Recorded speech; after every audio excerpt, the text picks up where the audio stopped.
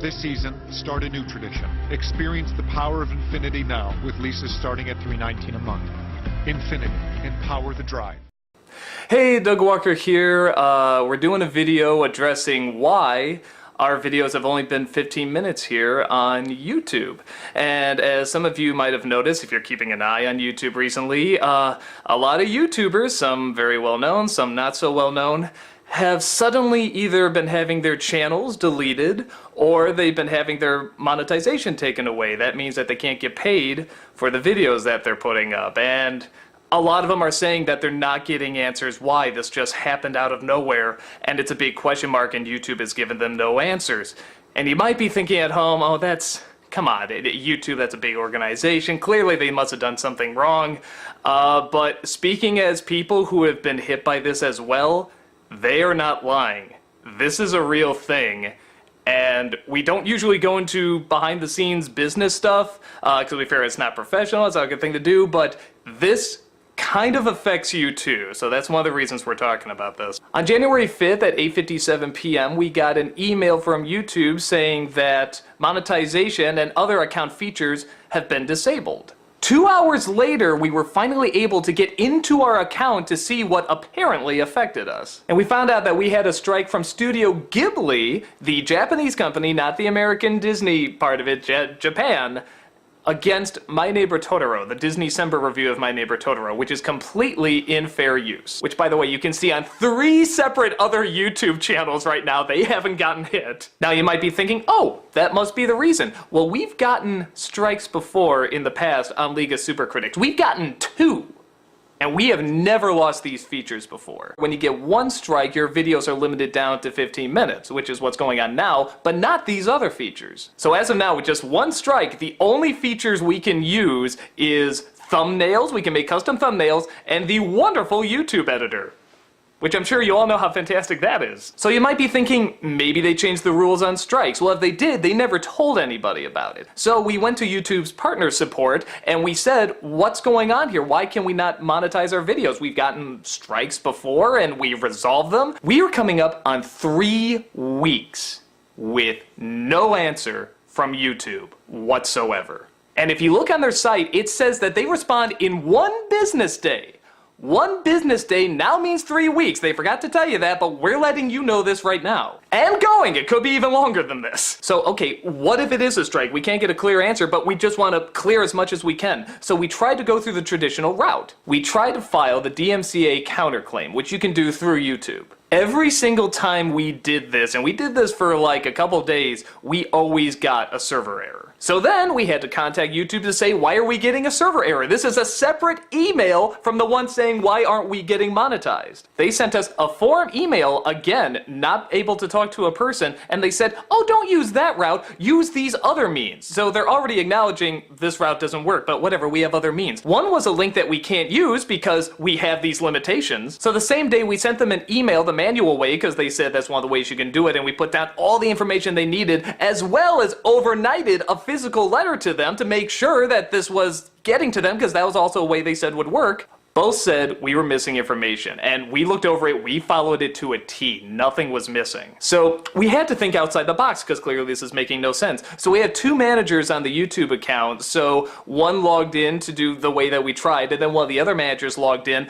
The other manager that logged in got a completely different form. Like 100% different. And to make things even better, they said that the characters, the amount of letters you can put in has to be 250. You can't go over that.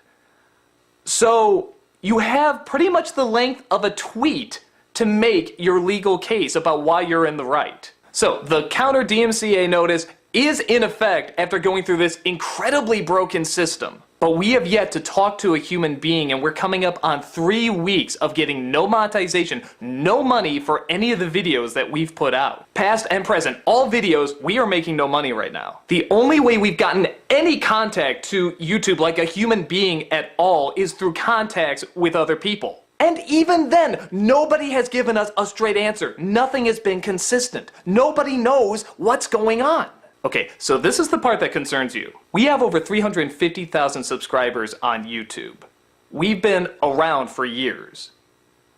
If this can happen to us with no explanation, no reason why, and weeks of no pay and no explaining any of it, what chance do people just putting up their family videos have? What chance do people just starting off monetizing or trying to make a living or whatever have against this? Everything being done right now is done through the algorithm. There is no human being looking over any of this. And it seems like the only way to get attention and get them to do something is to escalate it. A lot of YouTubers are now making videos saying this has happened and we don't know why, because they were trying to do the same thing. They were trying to go the professional route of trying to talk to YouTube, trying to get answers, and none of them have been answered. Even the channels that were lucky enough to be put back, if the channel was deleted and put back, or they weren't getting monetization, they were put back, YouTube has never explained what happened or what they can do to not have this happen in the future. That is scary. For years, we've put up with this idea that YouTube makes it where you're guilty until proven innocent. And that's not just, but at least they made it clear. These are the rules, these are what you have to do, and we didn't like following them, but it's still in the grand scheme of things a young business when you really look at it. And so many changes are happening and studio heads are trying to bully them, so they're making changes, trying to figure it out. Fair enough, but now nothing is making sense. Rules are just being made up and they're not being explained to us. And this is for anybody, not just big channels. Anyone could get taken down. These rules and everything were put in place to stop people from running full movies and pirating stuff. And fair enough, that you need to do what you have to do. But now we're at a point where it's just abuse. People are not looking at these anymore. I mean, they haven't looked at them for a while, but now they're not even following their own rules. If you have any videos on YouTube right now, make sure they're backed up. Make sure you have them somewhere on your computer, because they can disappear at any point and they don't have to tell you why. You know, companies make mistakes and it's fine. I mean, we're a company, we make mistakes, everybody does. But when you're doing this and you're not doing anything to change it and you're not explaining why, you're pretty much letting everybody know this is how we do things, and this is right, this is just. We can do whatever we want. If we want to get rid of someone just showing their family movies and we don't have to explain why, we can do it now, and it's totally okay. If we want to take someone who's making a living now on YouTube, as many people are, and get rid of it, and get rid of their monetization, or just destroy their entire channel, it is totally fine with them, and they don't have to tell you why. So that's the reason you haven't seen many Steven Universe vlogs or bum reviews, because we've been busy with this. We've gone almost 3 weeks with no pay for any of our videos.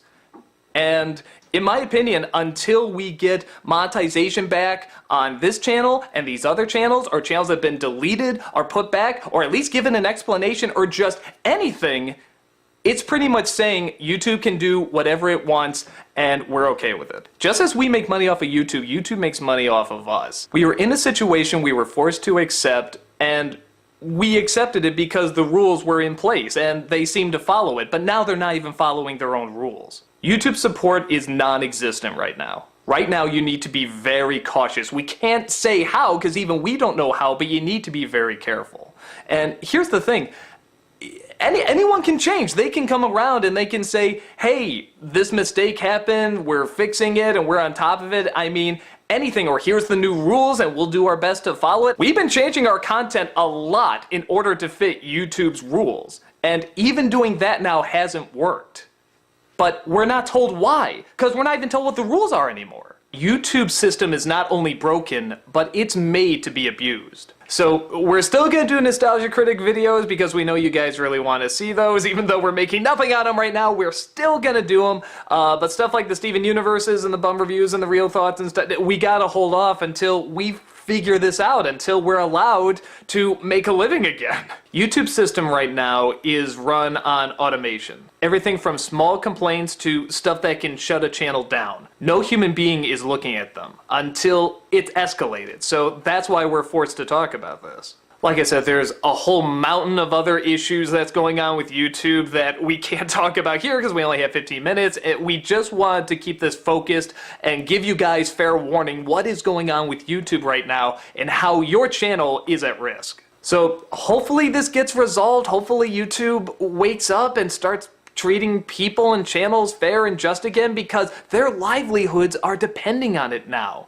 And you can't just wait weeks and weeks with no answer when people are now depending on this to make a living. We're going to have links below to other channels that are going through similar issues right now, because there's quite a few. We hope that this gets resolved. We hope that so many of these problems that are going on with YouTube get fixed. But as of now, we are forced to deal with a broken system, and this is the best that we can do. This is the best we're allowed to do. So guys, that's about it. Just an explanation of what's going on, and just be cautious. Be very, very cautious. Back up all your videos if you have them on YouTube, and just be very, very careful.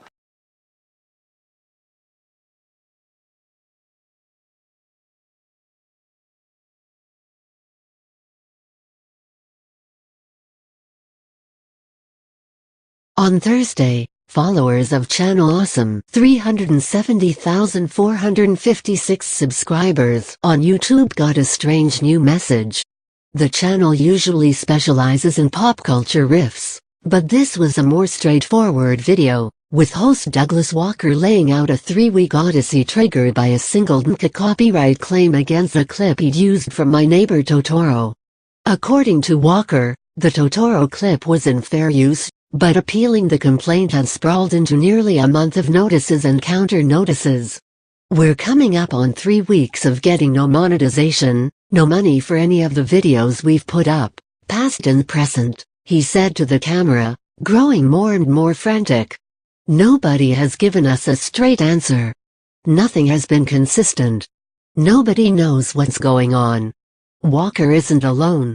The first weeks of 2016 saw a spate of similar videos from channels like Eli the Computer Guy, 634,706 subscribers, Alternate History Hub, 509,114 subscribers, and I Hate Everything, 379,838 subscribers. The specific infractions are different in each case, but the broad strokes are the same: a random violation, a sudden restriction of advertising or upload features, and a very frustrated YouTuber ready to leave the channel entirely. Walker's claim was resolved 4 hours after his video posted, but not every channel has been so lucky, and the ordeal has raised larger questions of creators' place on the web's largest video platform. Nobody has given us a straight answer. Nothing has been consistent. Nobody knows what's going on. The latest crop of angry users doesn't seem to have resulted from a policy or enforcement change on YouTube's part, and there's no evidence that complaints or appeals are rising overall. Rather, the complaints seem to be the result of an appeal system that's been strained since the beginning and is now reaching a breaking point. YouTube users who appeal a complaint can easily get trapped in a confusing automated system, and while the system has never been perfect, the stakes have grown higher and higher. What's changed from my perspective is that this is the 3rd year in a row I've earned over $100,000 from the platform, and I'm getting tired of worrying about whether all my work is going to vanish, Eli Etherton told The Verge. It's 2016, not 2009. We aim to allow as much content as possible on YouTube and still ensure that our terms of service, including our community guidelines and copyright policies, are followed, a YouTube spokesperson said when reached for comment. We take feedback on our policy enforcement seriously, and we encourage people to flag any issues through the YouTube appeals and counter notifications processes. IT's 2016, not 2009. Still, those policies can be complex and overlapping, leaving many YouTubers confused as to where they stand. In addition to the community and copyright policies, YouTube channels can also run afoul of the AdSense policies that determine what videos are appropriate to run ads against. Community and copyright violations are governed by a 3-strike policy, but the decision to revoke monetization is often independent of that policy. As a result, it can be hard to say why ads were pulled on a specific channel like Eli the Computer Guy.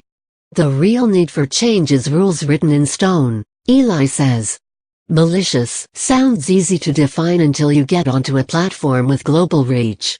YouTube relies on user-generated flags to enforce its policies, which can make violations maddeningly inconsistent. That model was established by the PUNTA's copyright complaint system, but it's become the norm on YouTube, Twitter, and Facebook alike, enforcing everything from user guidelines to advertising rules. But the scattershot nature of user complaints means video creators have little chance to get a feel for what kind of videos might trigger a violation in practice. An offending clip might sit on the network for years without being flagged, only causing problems when a channel builds up enough subscribers to attract attention.